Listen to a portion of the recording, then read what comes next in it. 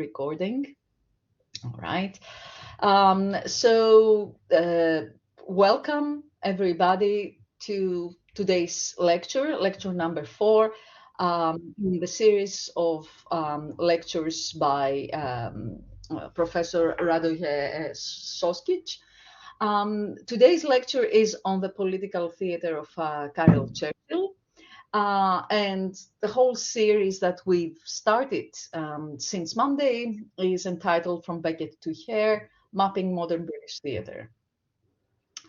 So a few words by ways of a bio for Dr. Šoškić. He is an associate professor of modern English and American literature at the University of Priština in Kosovska Mitrovica. He has been teaching at the Department of English Language and Literature in the Faculty of Philosophy with major areas of research including contemporary British and American literature, post-colonial studies, anthropology, Western philosophy, and mythology. He is the author of 3 scholarly editions that deal with postmodernism in American drama, the figure of Harlequin in Shakespeare's plays, and the late plays of Arthur Miller and Steve Tesich.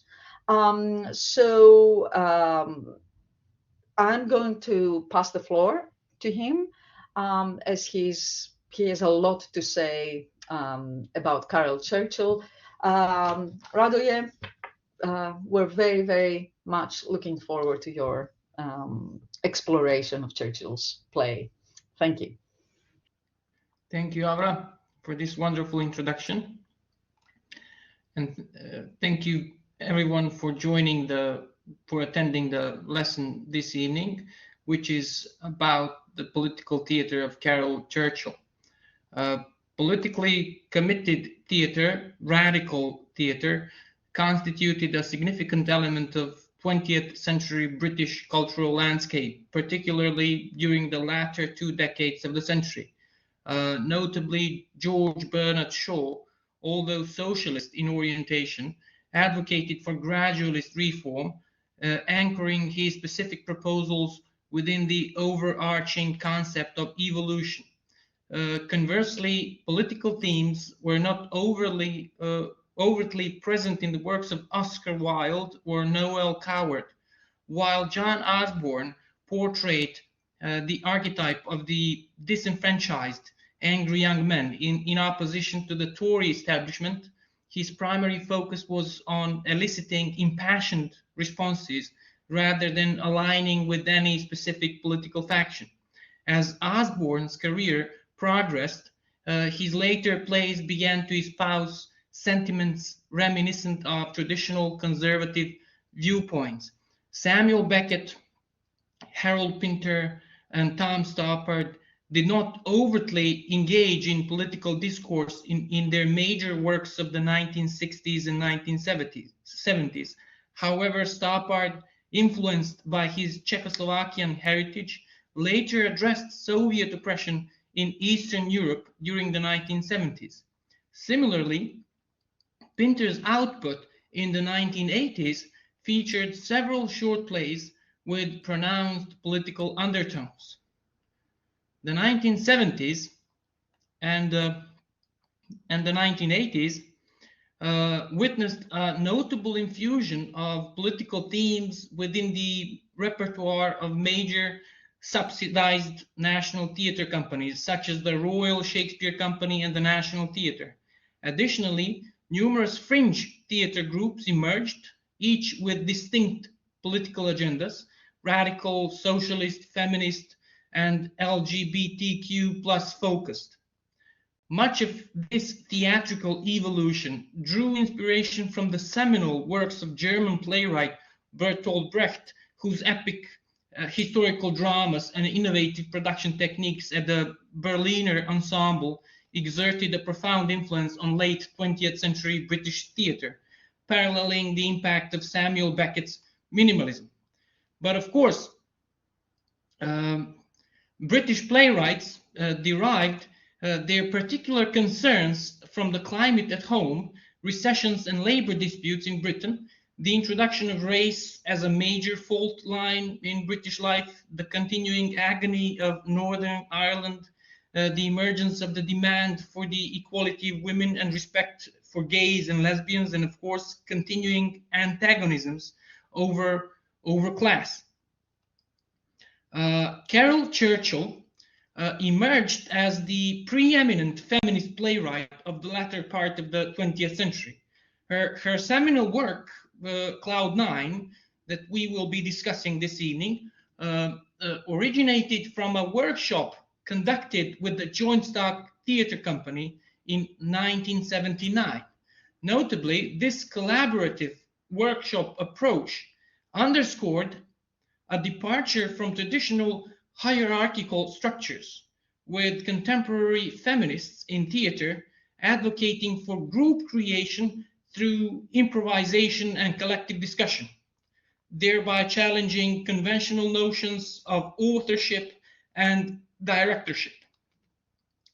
Churchill's play, drawing from diverse experiences and expressions of gender and sexuality explored during the workshop, garnered widespread acclaim, becoming the most frequently staged feminist play on both sides of the Atlantic, emblematic of a broader movement towards inclusivity and diversity in theatre production and performance. Although the joint stock improvisations began from stereotyped notions of gender and power relations, it was Churchill's idea to structure the play in a unique fashion. She set the first act of the play 100 years ago in the Victorian period. And now this is one way in which British political drama borrows from Brecht in the heavy use of history in exposing current socio-political problems by showing their roots in earlier ages, where injustices can appear more nakedly. The first act of Cloud 9 is set somewhere in Africa, a part of Africa that has been colonized by the British. Clive, the colonial administrator, the head of the imperial outpost, is also head of the family. Empire and family are analogous forms of domination. At the opening of the play, he introduces my wife, who says, quote, "What men want is what I want to be," unquote. And he introduces my boy, that is his black African servant, who says, quote, "What white men want is what I want to be," unquote. And he introduces my son, who says, quote, "What father wants, I dearly like to be," unquote. And so on to my daughter, my mother-in-law, and the governess.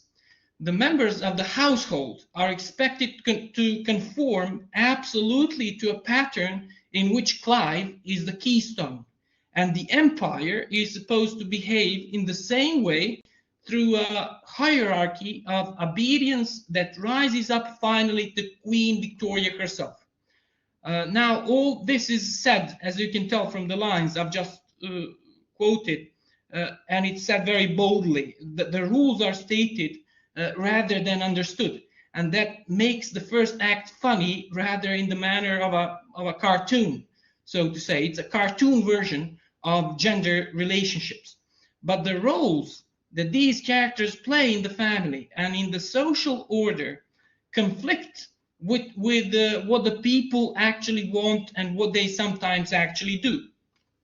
Clive, the pater familias, is in fact committing adultery with a widow, a strong-minded woman who likes sex but doesn't have any other use for men. Clive's wife, Betty, yearns for masculine adventure and is in love with a rather glamorous visiting explorer. The governess is an unconscious lesbian who is in love with Betty. The son, Edward, would rather play with his sister's doll than do the things expected of boys. And in fact, he has a crush on the explorer, and the explorer is a guilt-ridden homosexual who returns young Edward's love and has casual affairs with African men. In other words, the established the established codes of behavior that try to deny or abolish the rich variety of feelings and desires these people actually have. And the conflict is underscored by the casting of the play, that the African servant be played by a white actor. That is, he looks like what he wants to be. And only at the end of the first act does his underlying resentment at European domination emerge. The young son, Edward, is played by a young woman. His feelings are those that we essentially associate with adolescent girls, feelings that we encourage adolescent boys to repress. The wife, Betty, is played by a man. Her desire for adventure is one that Victorian society permits only to men. Now, this aspect of the play, this aspect is not cartoonish, of course. Churchill insisted that the cross-gender and cross-racial casting not be performed for cheap or campy laughs. She insisted that the actors seriously play characters, and they did so to a remarkable extent, of course. The casting effectively underscored the notion that the distinctions between men and women are not as pronounced as conventional gender norms suggest.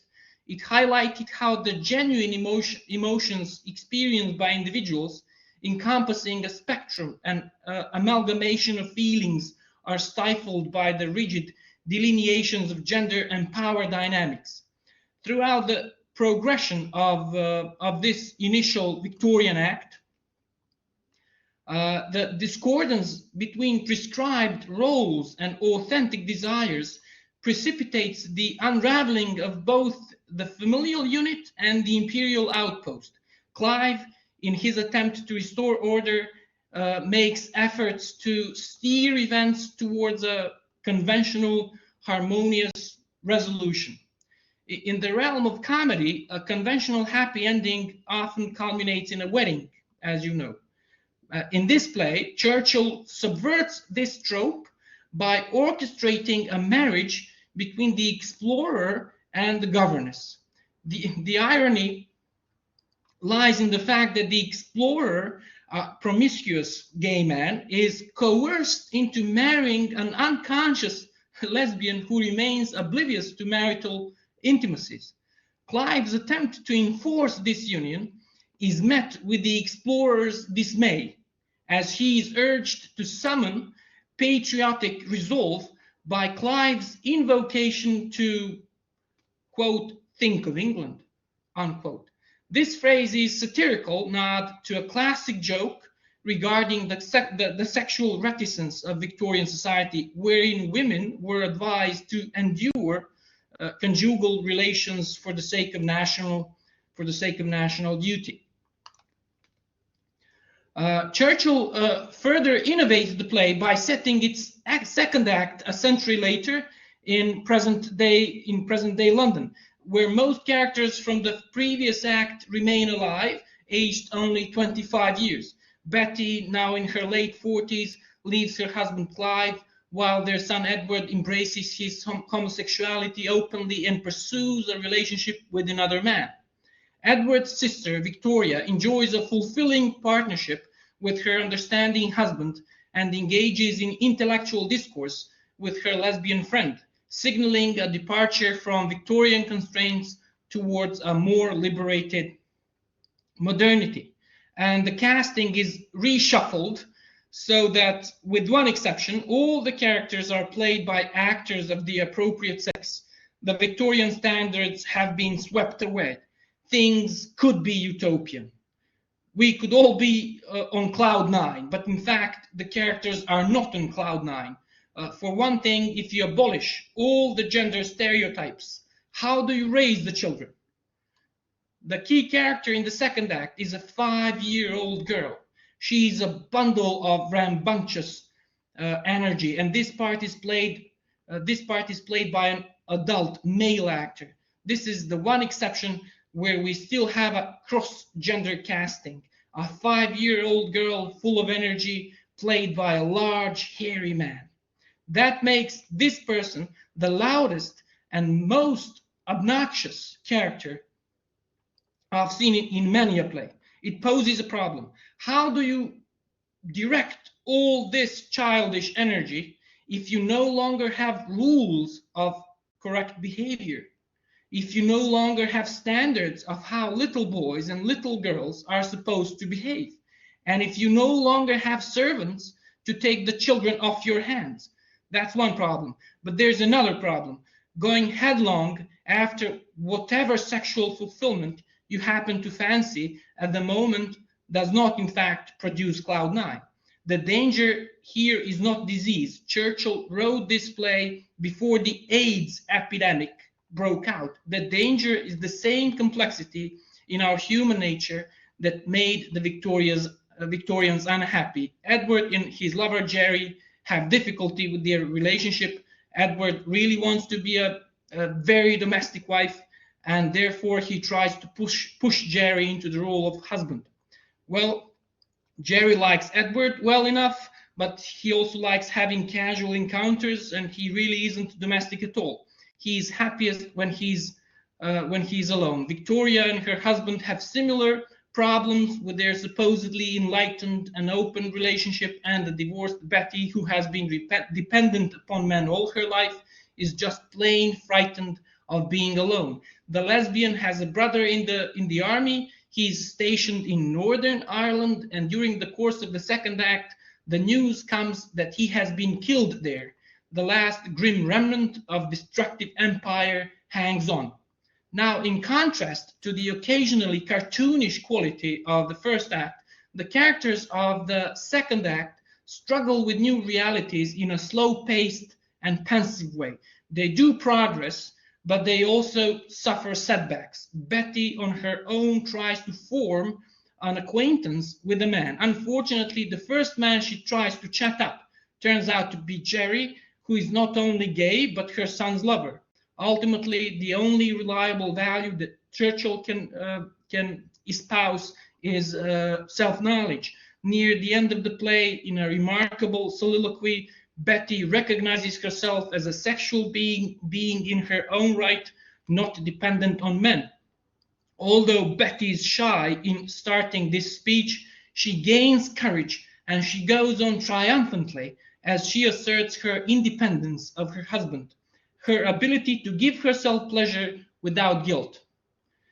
Then, having accepted herself in the present, she can accept her past self as well, the cringing, craving, discontented Victorian wife. It's a magnificent moment made possible by the double casting, because the modern Betty, played by a woman of suitable age, finishes her soliloquy and turns on the stage, and the old Betty, played by a man, comes on, and the two of them can embrace.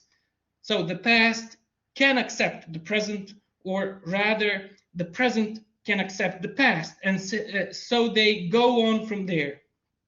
Now, this play was written in 1979. There are a great many varieties of feminism, some of which have developed all together since that time. It's not easy to make generalizations about feminism quickly, but simplistic feminism and simplistic sexual liberation would maintain that all would be well if we treated each other equally, and if sex is simply a matter for consenting adults.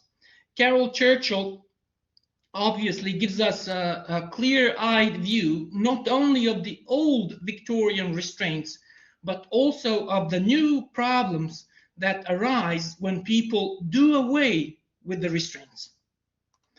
Now we will move on to discussing the construction and disruption of power structures through discourse, with a particular focus on Caryl Churchill's play Soft Cops, which will be analyzed in the context of Michel Foucault's panopticism.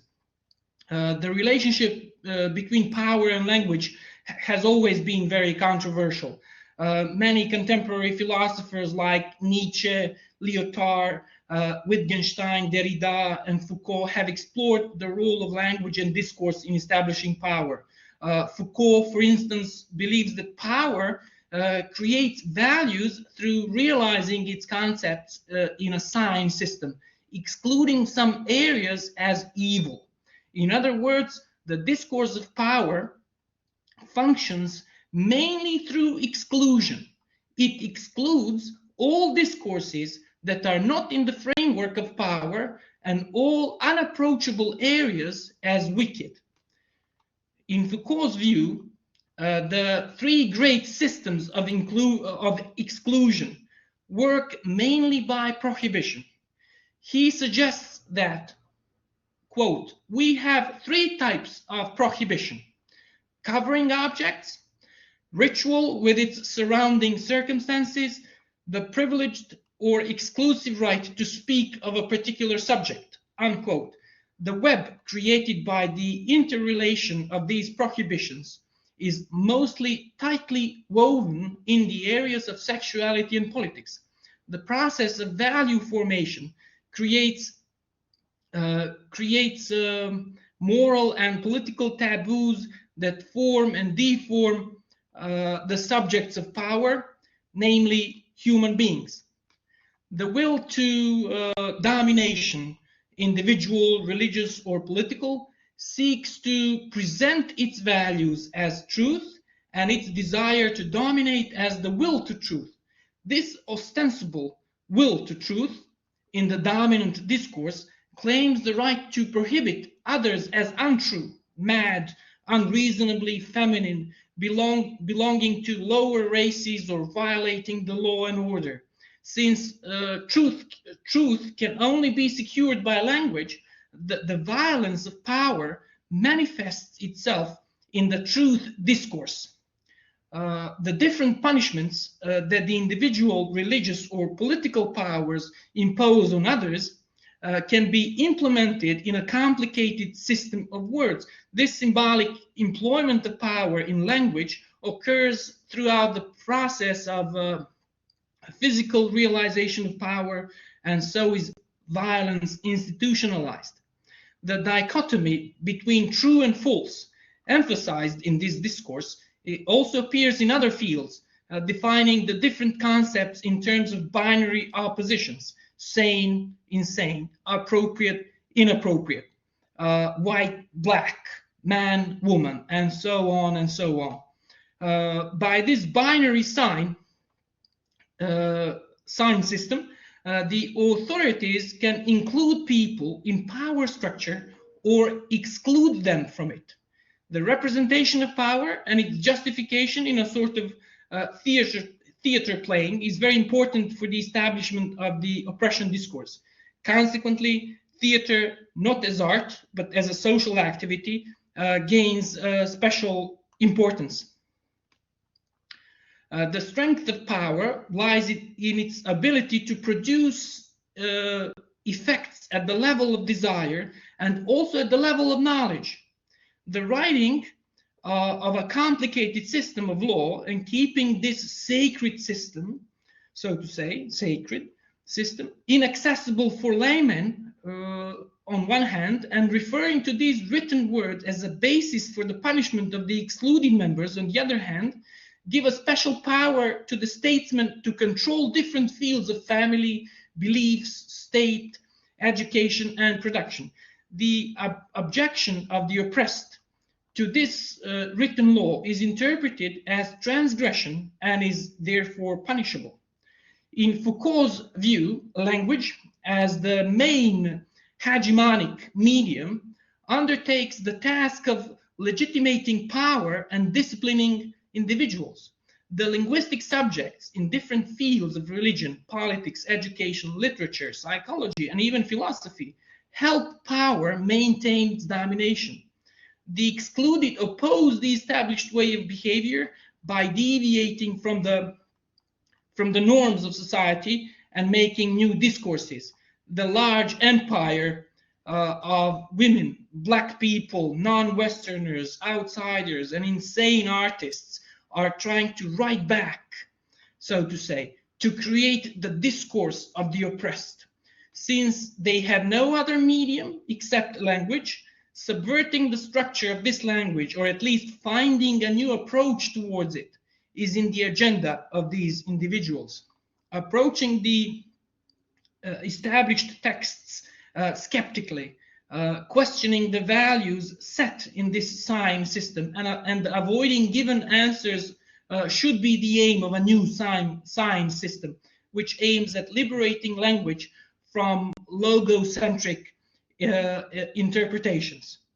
Caryl Churchill is among those authors who, in their opposition to the dominant systems, try to question rather than provide predetermined answers. She herself asserts that, quote, playwrights don't give answers, they ask questions, unquote. Churchill, as one critic maintains, quote, deals with some of the most difficult questions of contemporary life, and typically concludes with these answers resolutely left unanswered, unquote. Her approach to the different issues of postmodernity is rather, to use the words of the critic Kritzer, is rather playful, startling, and subversively comic, rather than authoritative and confrontational. She challenges not only the oppressive structures, but also the logocentric disposal of these structures. Her aim is to intersect the dominant discourse by posing questions, the answer to which should be sought by the audience or the reader in the world outside the stage. The experimentation with new forms of expression gives her the opportunity to discover new potentialities in texts and performance. Different issues like language and its relation to power, history, race, class, gender, erotic identity, and the patriarchal system in theater are examined in a new light in her theater. In Cloud 9, for instance, as we have seen, history takes a new dimension. The Victorian patriarchal value system proves to be present in the postmodern age, post-colonial individuals without any difference in time. In Churchill's works, the untold, hidden, or invisible histories of the past are retold in a new narrative. The polyglot, multicultural, anti-heterosexual, disruptive characteristic of her work provides her audience with vivid examples of open and indeterminate texts or non-authoritative expressions. The reader or the viewer or the readers and the viewers of her works begin to revise their interpretation of individual words, scenes, plot, or theater in general. The theatricality that she employs renders the experience of the audience a unique characteristic. The women roles played by men and vice versa, the child substituted by a doll in Cloud 9, the women who are more masculine than men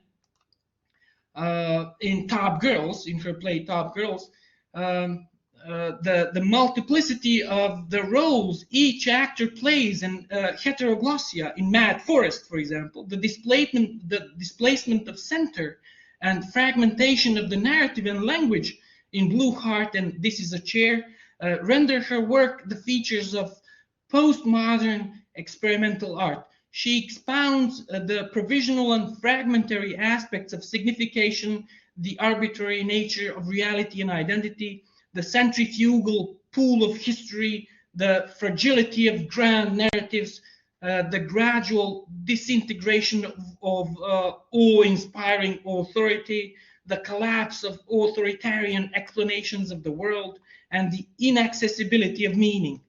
Her works which subvert Aristotelian structural and stylistic unity, and his primacy as a reference in drama are concerned with plurality, marginality, ambiguity, parody, and pastiche. Her plays, as Kritzer maintains, quote, offer fragmentation instead of wholeness, many voices instead of one, demands for social change instead of character development, and continuing contradiction instead of resolution, unquote. The consistency of character is intentionally undermined. The mimetic theories are denied. The phallogocentric conventions are destabilized. Producing her theater in the framework of different workshops and introducing choreography and music into the structure of her plays have liberated her theater from the authority of text and playwright. Churchill has established her individual discourse in theater in the course of her career as a playwright and has moved towards a, so to say, de-logocentric performance. Churchill's earlier plays, which challenge most of established institutions and definitions, are discussed very often. Therefore, I will concentrate on more on the play Soft Cops, which was produced in 1984. Many critics believe that after A Mouthful of Birds, she has started a kind of experimentation in theater, which differentiate her style from that in her earlier plays. Her recent works are more concerned about the domination of the language of individuals and the role that the prevailing discourses play in deciding the meaning and establishing the social and political structures. So the violation of the aesthetic conventions of the traditional male-oriented theater in her early works has turned to an upheaval of the aesthetic norms and the denial of any kind of representation. The obstacles in the way of establishing an independent subjectivity, the difficulty of acting in a sign system that fundamentally denies feminine consciousness, and the insufficiency of language to cover the experience of chaos in postmodern age are all portrayed in Churchill's works. Let us now turn to the play Soft Cops, which was produced in 1984, like I said. In Soft Cops, Churchill, drawing inspiration from Foucault's Discipline and Punish, shows how the penal mechanism, aided by the educational system, constructs power discourses. Set in 19th century France, the play is the outcome of Churchill's reading of Discipline and Punish and the memoirs of Vidocq and Lasnaire, the robber and the cop who changed their roles at different moments in their career. Being impressed by the attempt of the hegemonic systems in depoliticizing illegal acts and excluding the criminals as a separate class, Churchill concentrated on the exclusion systems in her play, like Discipline and Punish.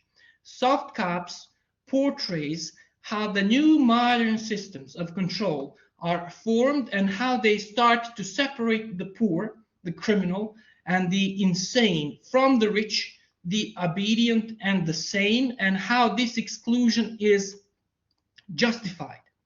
Churchill traces the development of the punishment system from a public one, which applied violence to the body of the criminal in a theater of menace, to a softer system of turning individuals to self-disciplined agents who not only control their own behavior, but also that of others. Foucault compares the public execution of the 18th century with the prison rules of the 19th century to show how the new codes of law and order have developed. The most important change in the penal system, according to Foucault, is the disappearance of punishment in the public. And Soft Cops demonstrates how this new system of punishment, which aims at panopticism, which is a term used by Foucault to describe the moderate way of control through self-observation. So soft cops demonstrates how this new system of punishment, which aims at panopticism, how it develops. After being confronted with the threat of street revolts in the scenes of public punishments of criminals, especially the political ones, the dominant systems start searching for other mediums to control criminality. The representative of the authorities in the play, minister, summons the ideologue, Pierre, and the educator, headmaster, to devise new means for setting their controlling strategies. Pierre proposes a didactic theater of punishment to affect the public, whom he takes for a passive audience. The self-observation system, in his view, should be taught by a didactic theater in which the punishment of the body of criminals, like Aristotelian tragedy, would simultaneously create fear and pity and purge the unlawful tendencies in the spectators. Quote, "There's a balance if I can get it. Terror, but also information. Information, but also terror." This is what Pierre says in the play, unquote. Panoptic system, as Foucault maintains, will be chiefly successful with school children, madmen, and subordinates. Pierre's delight at having school children in the scene of public punishment in the first scene of the play is suggestive of such kind of ideas. Quote, this is what Pierre says. "Ah, you brought them for me. I need children with their soft minds to take the impression," unquote. However, Pierre's positivistic idealism, centered on shaping the tabula rasa of children's minds, ultimately proves flawed as the children fail to respond as anticipated. His didactic theater not only proves ineffective, but also poses a threat to the system, as it overlooks the potential for public revolt. Consequently, the imperative arises to devise a new system capable of mitigating the risks associated with public displays. The proposed solution by Pierre, a modern positivist within the play, entails the confinement of large group of prisoners. This is Pierre again, quote, "But I dream of something covering several acres and completely transforming, as you know. I won't bore you, but if the minister impressed today, I hope for a park," unquote. In this imaginary park, the fear of punishment should prevent the criminals from violating the rules in any form and make them love their duty, as the headmaster expresses it. Information, as Pierre emphasizes, plays an important role in this system. The interrelation of power, knowledge, discourse is demonstrated in Pierre's insistence on writing a speech for the magistrate and the condemned men. Nevertheless, the presented information should be a controlled one. Written texts prevent the discourse from going astray. The course of the performance, however, happens to run out of control. The deviation of Lafayette, one of the criminals, from Pierre's written text becomes the source of frustration for Pierre and revolt for the audience. A group of the spectators affected by Lafayette's speech attacks the scaffold, trying to free him. After this defeat, Pierre tries to realize another utopian dream for controlling the discourse. Quote, again, Pierre, "What I visualize, you see, is a garden of laws, where over several acres with flowering bushes, families would stroll on a Sunday. Different colored posters, guides to give lectures on civic duty and moral feeling, and people would walk gravely and soberly and reflect. And for the worst crime, patricide, an iron cage hanging up in the sky, symbolic of the rejection by heaven and earth. From anywhere in the city, you could look up and see him hanging there in the sun, in the snow, year after year, quietly take it to heart, a daily lesson, unquote. In his patriarchal garden of laws, patricide is the worst crime. Those who insult the father figure, king, will suffer a long-term punishment, and their destiny will become an example for other people who gradually take the message of the power to heart. The minister, however, doubts the effectiveness of such utopian solutions and asserts that, quote, reason uses whips, unquote. Pierre, though totally fascinated by the idea of the garden of laws, finally realizes the impracticality of such an idea and confesses that it never happens. It is Vidocq, the criminal policeman, the criminal turned policeman, who finds the alternative. Again, Pierre, quote, Vidocq is bringing some order into crime. He knows who the criminal are and he will catch them. But then what? What do you do with them if you don't use their bodies to demonstrate the power of law? Never mind.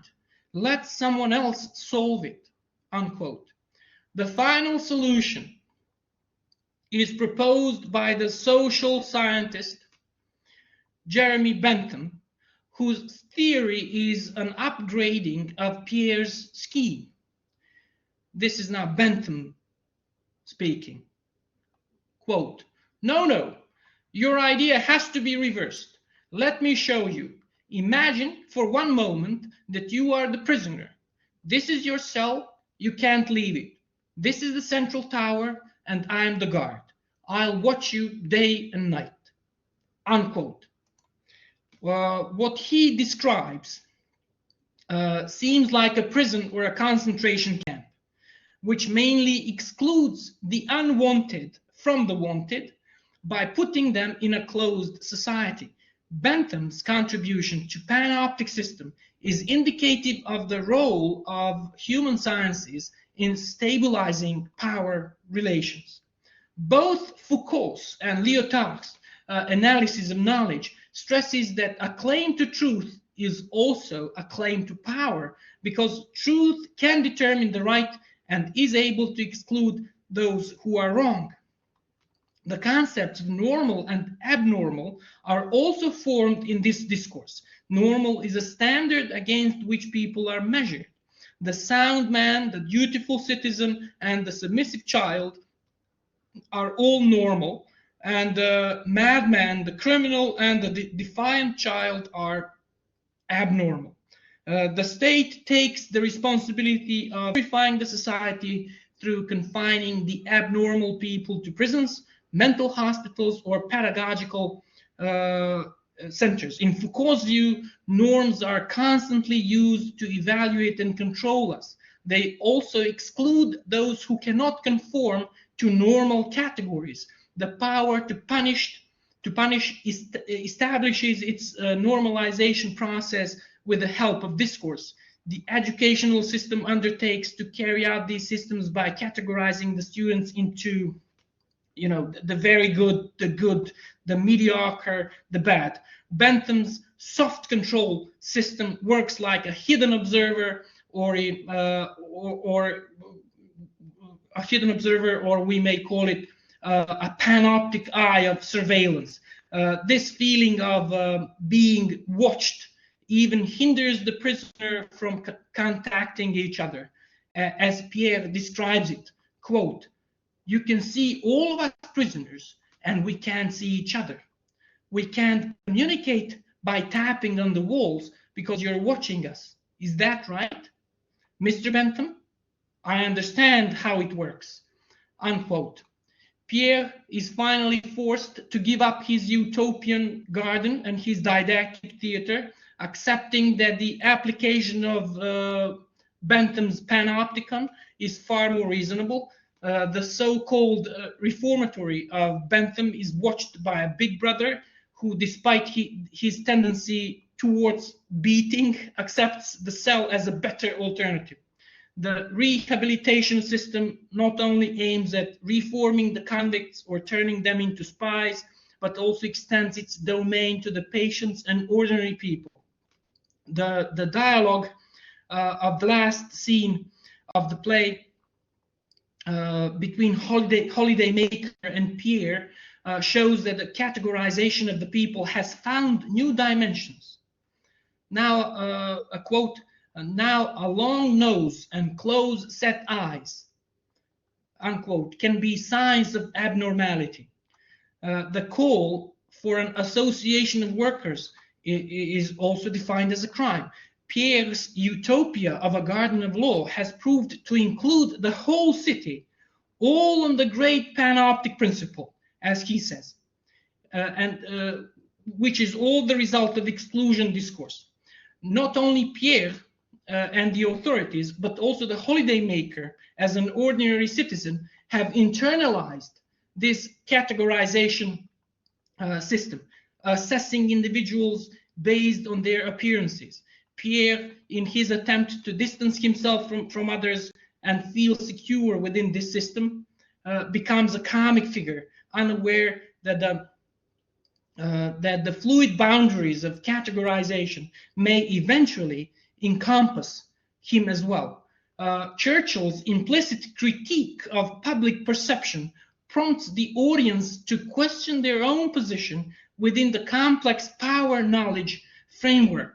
The narrative of the play does not allow a consistent story or outstanding character delineation.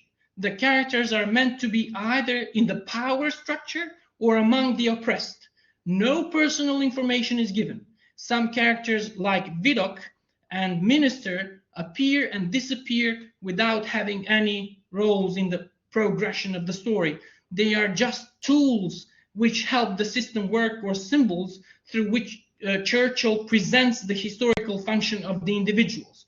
The introduction of the English philosopher Jeremy Bentham, whose panoptic system is also discussed in Discipline and Punish, and the influence of the social sciences on the modern systems of control show how the master narratives develop and how global their influence is. The presence of this enlightened reformer with his rehabilitation system, that is panopticon, and his interference in the formation of hegemonic system emphasize the interaction of knowledge and power structures. Churchill's decentralizing women's writing in soft cops stands in contrast to the male caste and denies the individuality of those in power. The fact that no character in this play has a value or a story as an individual renders them a comic touch. The serious topic of Foucault's thesis becomes the material for a pastiche of scientific enterprise for amending control systems in Churchill's play. Instead of giving humanistic shape to the cruel system of punishment, Bentham's reforming ideas turn to a larger system of control of both mind and body. Pierre's utopian undertakings make him a funny, unsuccessful stage manager whose didactic strategies turn against him. He's playing the role of a dog for Vidocq, fetching the coins that he throws, demonstrates the ambivalent nature of mastery, slavery of ideas to power and criminality. His submission to Bentham's panoptic system makes him a double slave of power and knowledge. Churchill's depiction of Pierre and his failed didactic theater serves as a critique of the efficiency of patriarchal traditional system of theater. Her sardonic discourse starkly contrasts with the authoritative portrayal of the all-male cast. Churchill's play as a feminine comedy challenges male dominance both in society and in the realm of theater. And she employs the format of a review to make Foucault's historical examination of evolving structures of state power accessible to the audience, framing them primarily as theater goers rather than as victims of these power structures. And this approach underscores Churchill's subversion of traditional power dynamics within both the theatrical context and broader social structures. Thank you. Well, thank you so much, Radoje, for yet another very informative and illuminating talk. I'm always surprised at Caryl Churchill's theater. I must say I wasn't aware of soft cops. Cloud 9 is a play that we were taught back when I was a student, so it's a very, very popular play. But I didn't know soft cops, and now I'm looking forward to reading it. Obviously, Churchill is extremely diverse and resourceful as a playwright. And not only is she a political playwright, but she's also somebody who has experimented with form in various of her plays. And especially, I mean, even starting with Cloud 9 and the subversion of the gender roles, that is such an unbelievable stroke of theater.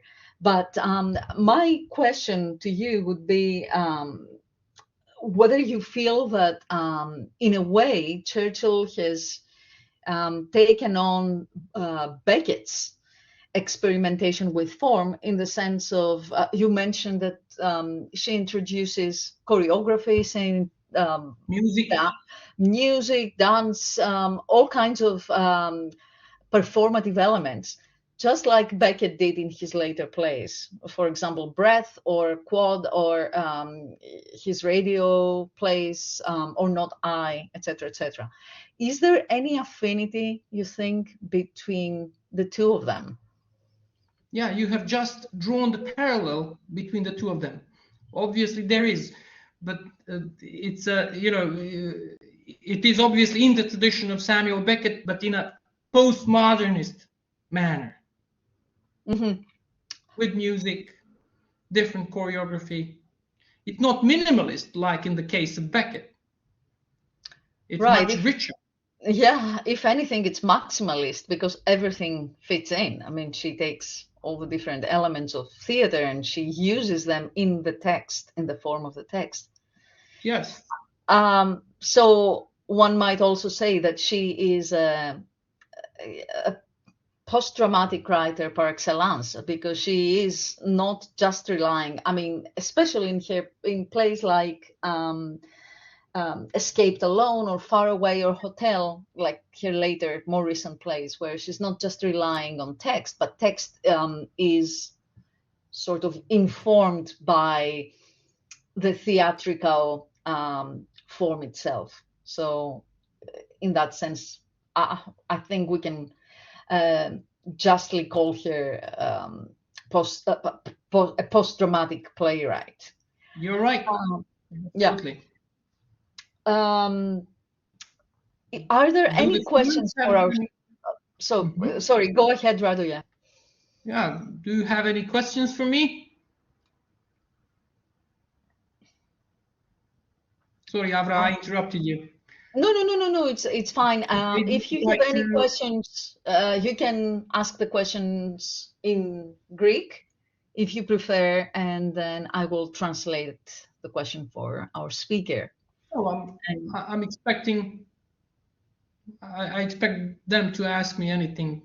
You told me that they are familiar with the playwright, so, and with her dramas. So if there are any questions for me, I will be glad to answer them.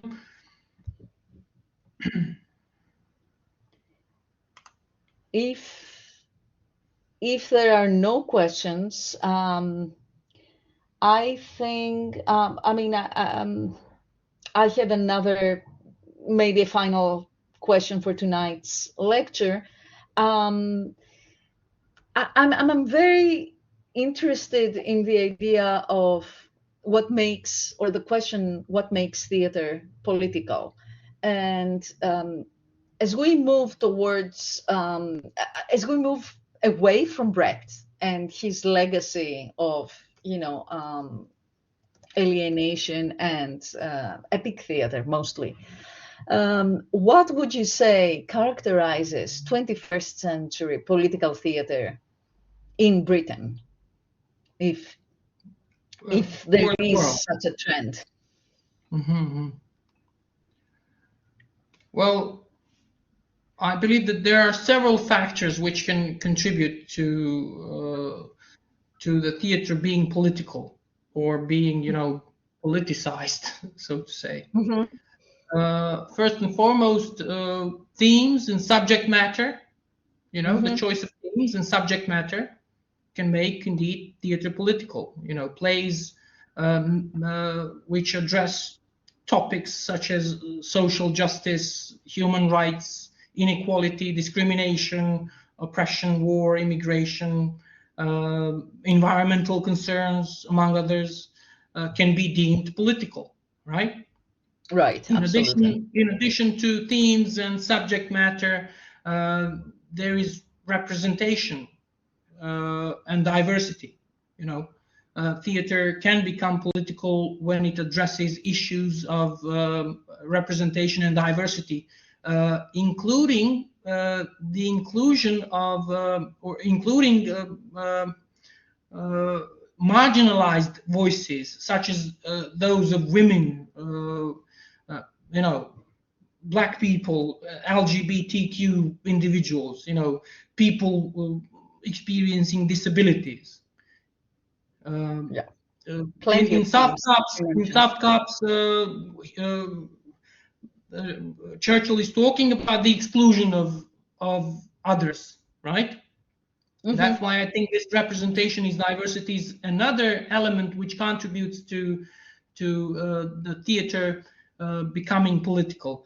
Then there are, I believe, aesthetic choices, such as the aesthetic choices made in theatrical productions, such as staging, casting, design, and they can carry political significance. For example, the decision to cast actors from diverse backgrounds, or to use non-traditional staging techniques, can indeed challenge social norms and expectations. Such things, such choices can indeed carry political significance. Then there is historical context. Of course, here I'm again referring to Bertolt Brecht. Historical context is significant. Theater often reflects the social and political climate of the time in which it is produced, right? And plays written during periods of social upheaval, for example, or political unrest, may directly engage with contemporary issues and serve as a form of cultural commentary or critique. I like plays and I like playwrights who do not regard history as timeless or static. I believe I have answered your question. Absolutely, yes, you have. I would add participation and yes, of course. I was about to say it as well. Yeah, the audience kind of critical participation in the performance, but that is audience engagement. That's right. Audience engagement, yes. That's right. So theater can prompt audience members to reflect critically on their own beliefs and values, right? Absolutely. And that's the theater we like. That's right. Yeah. And in that way, it fosters dialogue and debate about important political issues. And in this way, theater can indeed serve as a space for public discourse and civic engagement, I believe. I agree with all the points you're raising, and I think that's a very comprehensive answer. And thank you for it. If there's no questions, no other questions from the audience, we can conclude tonight's lecture and say that tomorrow, Friday, is when Dr. Šoškić's final lecture on Tom Stoppard is going to be at 8 o'clock. So again, I hope you can all attend. Thank you very much, Radoje, for this. I really enjoyed it. And look forward to seeing everybody tomorrow evening.